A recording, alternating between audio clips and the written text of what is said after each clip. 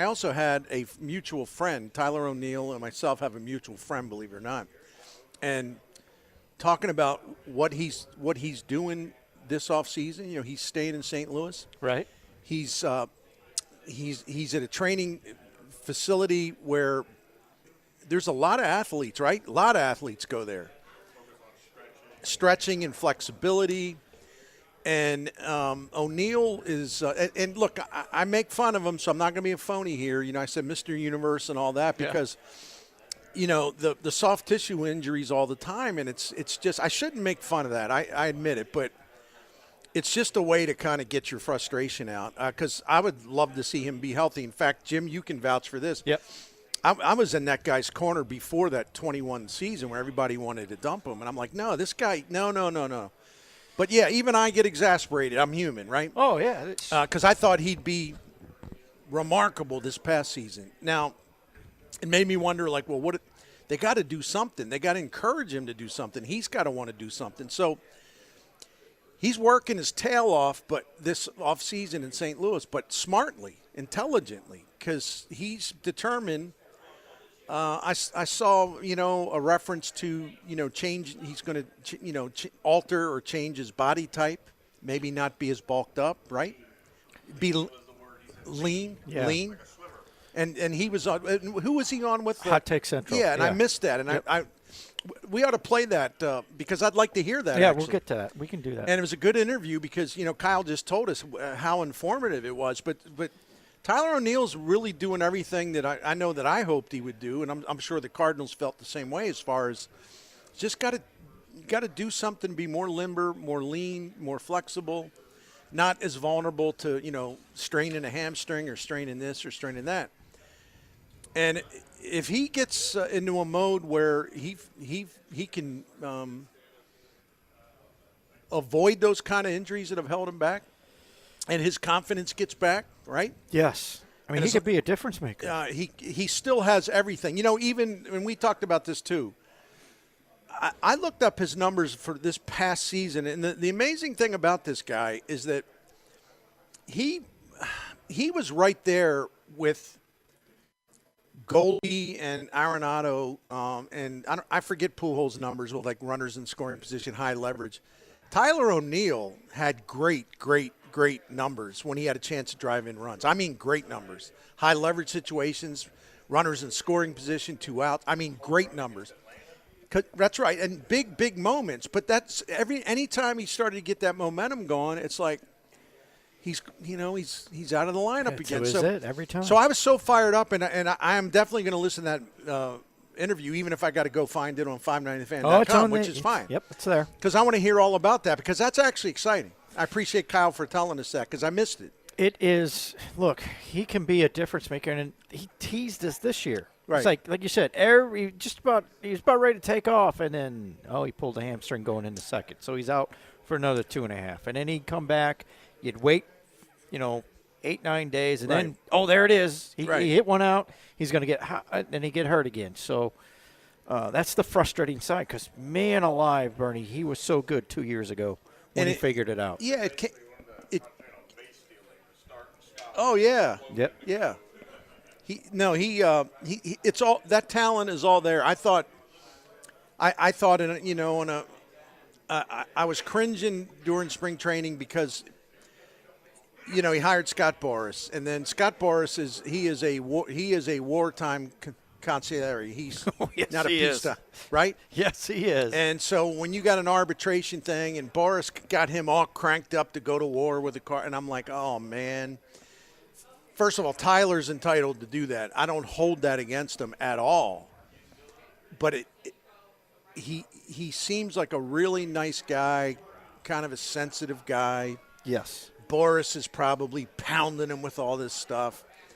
And, O'Neill was doing the classic thing where he was like, I'm focusing on baseball. All that's all out of my mind. The fact he was going to go to battle over the arbitration figure and all that stuff. Oh, yeah.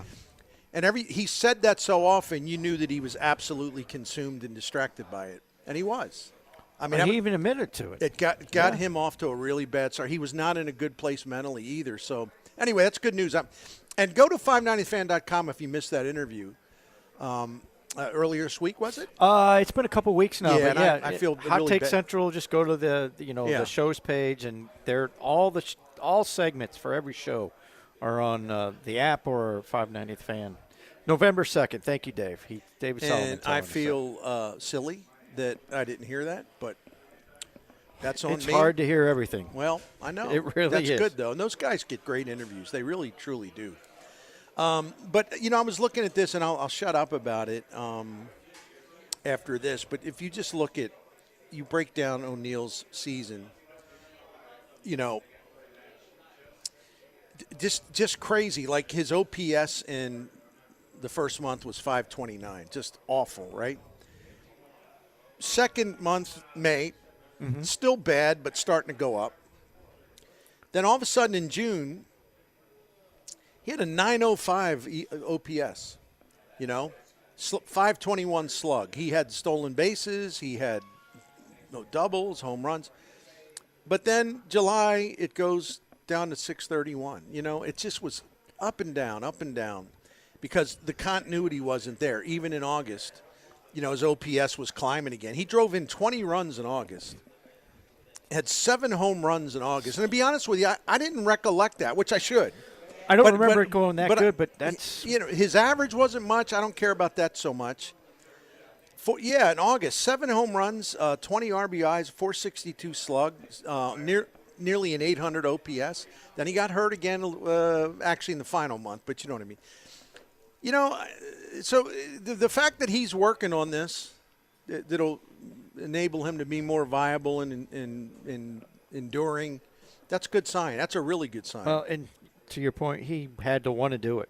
I mean, it was up to him to make that change, and it was obvious to most of us there had to be some kind of adjustment. And I think Boris was a good influence on that too. I hope so. I got to give him credit.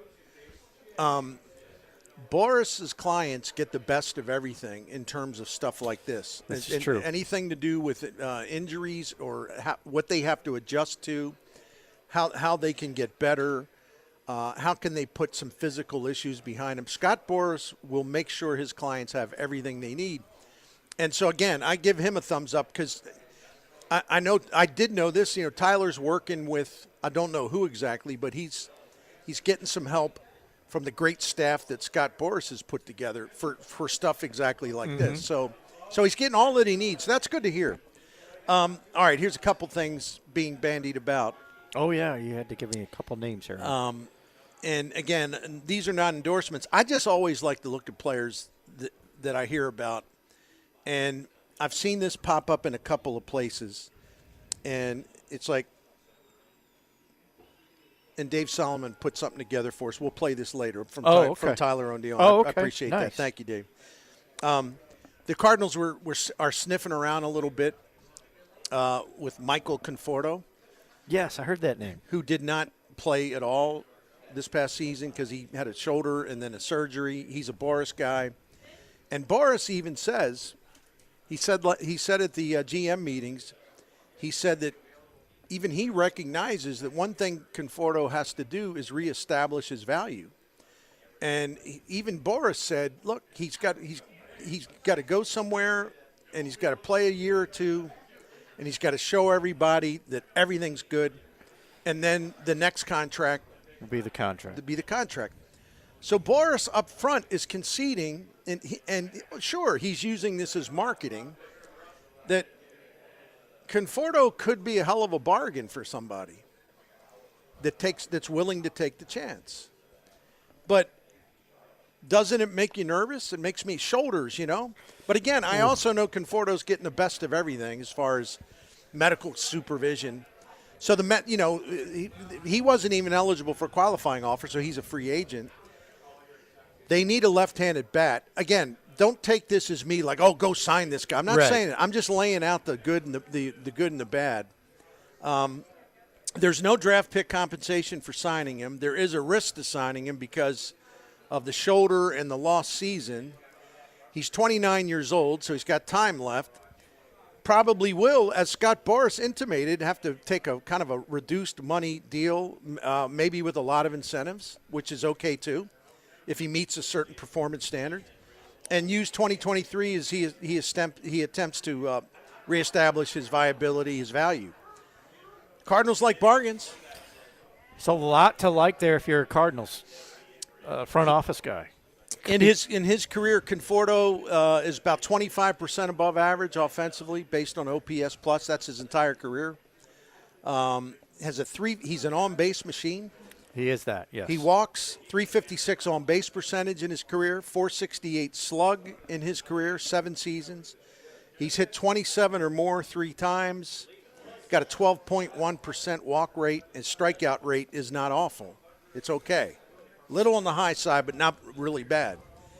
In his career against right-handed pitching, which the Cardinals need help against. Yes, they do. 371 on base, 502 slug, right? That plays.